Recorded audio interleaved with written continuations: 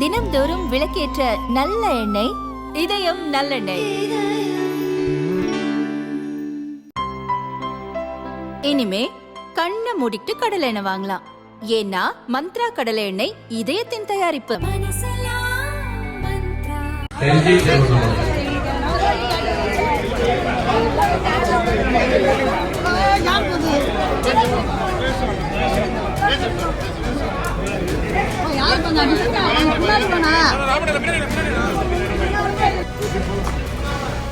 Kilambakkam bus ஸ்டாண்டில் போக்குவரத்து அமைச்சர் சிவசங்கர் ஆய்வு செய்தார்.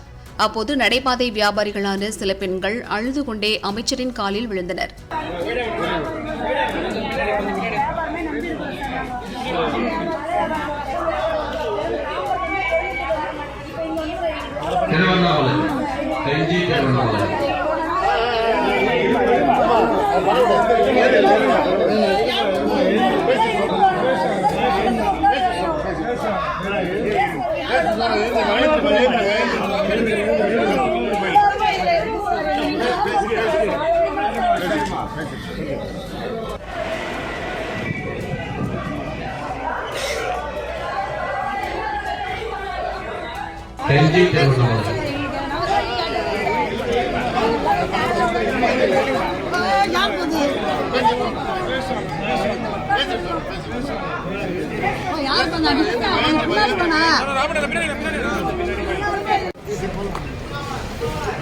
காப்பாத்துங்க, உங்களை விட்டு எங்களுக்கு யாரும் இல்லையா? நீங்கள்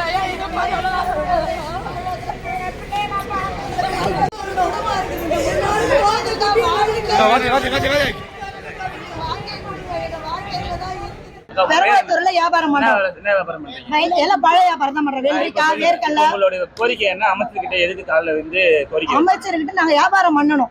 எங்களுக்கு பஸ் ஸ்டாண்டு தான் தொழில், வேற எதுவும் தொழில் கிடையாது. இதுதான் நாங்க விற்கணும். எல்லா பஸ்ஸும் இங்க வந்துருச்சு. நாங்க வந்து கேட்டோம் வியாபாரம் பண்ணதுக்கு. நாங்க கேட்டதுக்கு இங்க அனுமதி கிடையாதுங்க. நாங்க பாரி ரேஞ்சில் நாங்க வியாபாரம் இங்க கட்டி வச்சிருக்கிறோம். லட்சக்கணக்கில் நாங்க போட்டு வச்சிருக்கிறோம். எங்களுக்கு இது அனுமதி கிடையாது.